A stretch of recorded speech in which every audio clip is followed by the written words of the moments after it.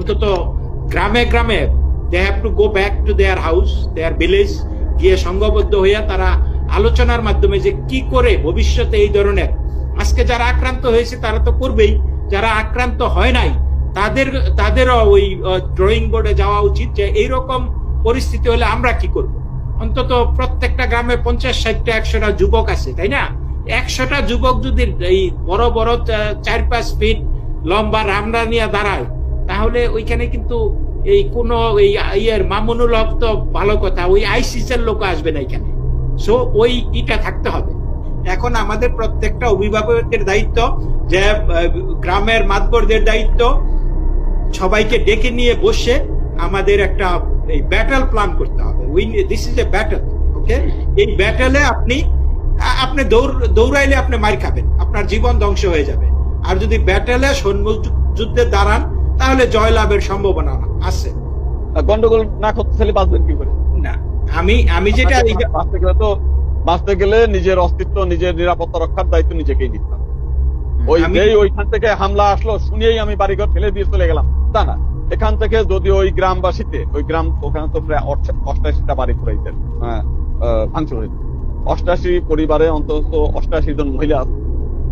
এই 88 জন মহিলার হাতে যদি একটা নিয়ে, মানে দা নিয়ে অথবা বটি নিয়ে 2-4 জনের হাত পা কেটে দিত, আপনি মারা যেত হয়তো, কিন্তু দেখতেন যে কেউ আর ওইখানে নিজের মানে জীবন বিপন্ন করে কেউ আর। কিংবা প্রত্যেক বাড়ি ওখানে শিব পূজা হয়, একটা ত্রিশূল নিয়ে একজনের পেটের মধ্যে ঢুকিয়ে দিলে আপনার দেখতে একটা হলেই আর সব পালিয়ে যায়। আমাদের শাস্ত্রগত ভাবে যদি আপনার অবতারবাদের কাহিনীও ধরেন, আপনার লাস্ট 3 বার বিষ্ণু অবতার হিসেবে গ্রহণ করেছেন। একবার হচ্ছে হিরণ্যকশিপুকে বধ করে, প্রহ্লাদ ধর্মকর্ম করতে চায়, হিরণ্যকশিপু ধর্মকর্ম করতে বাধা দেয়। ফলাফল কি হয়েছে? বিষ্ণু নরসিংহ রূপ ধারণ করে প্রহ্লাদকে বধ। দ্বিতীয়বার যদি রামচন্দ্রের কথা বলেন যে আমাদের ঘরের মেয়ে থাকে না, মেয়েগুলো ফুসলায় না আর জোর করে নিয়ে যায়, যেটাই নিচে দিচ্ছে, সেখানে ভগবান রামচন্দ্র বিষ্ণুর অবতার হিসেবে এসে আমাদেরকে শিক্ষা দিল, সে যদি রাবণ হয়, হাজার মাথা রাবণ, তাকেও বধ করে স্ত্রী জাতিকে ফেরত আনতে হবে। শিক্ষাটা কিন্তু এই।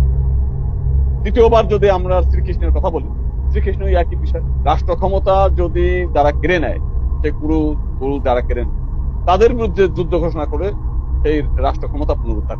কিন্তু এর কোন তত্ত্বই তো আমরা স্বীকার করি, গ্রহণ করি, আমরা নাম সংকীর্তন করি। কিন্তু বাস্তবতা হচ্ছে আমরা আমাদের যে শিক্ষা, ধর্মীয় শিক্ষা, তার থেকে আমরা হাজার মাইল। মন্দিরের দেয়ালের পেছনে চলছে মুসলিম হত্যার প্রস্তুতি।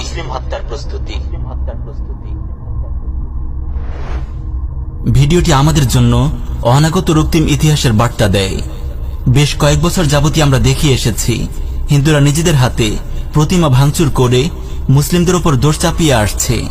তাদের নিজেদের ভেতর কোন্দলকে কেন্দ্র করে ঘরবাড়ি জ্বালানোর ঘটনাকে মুসলিমদের পক্ষ থেকে করা হামলা ও লুটপাট হিসেবে প্রচার করেছে। এমনকি স্থানীয় রাজনৈতিক স্বার্থে হিন্দু এলাকায় ঘটা আক্রমণকে হিন্দু মুসলিম দাঙ্গা হিসেবে উপস্থাপন করেছে। মোট কথা, হিন্দুরা এই দেশে মুসলিমদের থেকেও অধিক স্বাধীনতা ও ক্ষমতা নিয়ে বসবাস করার পরও নিজেদেরকে ভিকটিম হিসেবে উপস্থাপন করছে। উপমহাদেশকে দখল করার সময় ইংরেজরা দুটি কাজ করেছিল। প্রথমত, তারা এই অঞ্চলের ভেতরেই নিজেদের এজেন্ট তৈরি করেছিল। দ্বিতীয়ত, তাদের ব্যবসায়িক গুদামঘরগুলোতে লুটপাট হওয়ার অজুহাতে নিজস্ব নিরাপত্তা বাহিনী গঠন করেছিল। আর নিজস্ব এই বাহিনী ও রাজনৈতিক এজেন্টদের সমন্বয়ে তারা উপমহাদেশে নিজেদের শাসন প্রতিষ্ঠা করেছিল।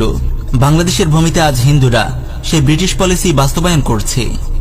অনেক আগেই তারা এই দেশে আওয়ামী লীগের মতো হিন্দুত্ববাদী এজেন্ট তৈরি করতে সক্ষম হয়েছে। এমনকি সামরিক ও প্রশাসনিক নানা জায়গায় নিজেদের লোকদেরকে প্রতিষ্ঠা করেছে। এখন তারা সাধারণ হিন্দুদেরকেও অখণ্ড ভারত প্রতিষ্ঠার উদ্দেশ্যে শারীরিকভাবে প্রস্তুত করার জন্য পায়তারা শুরু করে দিয়েছে। ইংরেজরা যেভাবে লুটপাটকারীদের হাত থেকে বাঁচার অজুহাতে নিজেদের প্রতিটি কারখানাকে সামরিক ক্যাম্পে পরিণত করেছিল এবং এই শক্তিকে ব্যবহার করে উপমহাদেশকে দখল করে নিয়েছিল, বাংলাদেশের হিন্দুরাও মিথ্যা নির্যাতনের অজুহাত দেখিয়ে নিজেদের সশস্ত্র করার বৈধতা নির্মাণ করছে এবং আড়ালে নিজেদের মন্দিরগুলোকে অস্ত্রের গুদামঘর ও সামরিক ক্যাম্পে পরিণত করছে। বাংলাদেশ নামক মুসলিম ভূখণ্ডটি আজ সব দিক থেকে হিন্দুত্ববাদী শক্তির হাতে জিম্মি হয়ে বসেছে। হয়তো খুব শীঘ্রই ভারতের মতো এই দেশেও গরুর গোশত খাওয়ার অপরাধে মুসলিমদেরকে নিহত হতে হবে। দিন শেষে আমরা আজও পরাধীন। হিন্দুত্ববাদী শক্তিকে দমন করা ছাড়া উপমহাদেশে আমাদের স্বাধীনতা অর্জন সম্ভব নয়। তাই নিজেদের দিনী স্বাধীনতা ও ভূমিকে রক্ষার জন্য হিন্দুত্ববাদী শক্তির বিরুদ্ধে রুখে দাঁড়ানো আমাদের ইমানি দায়িত্ব।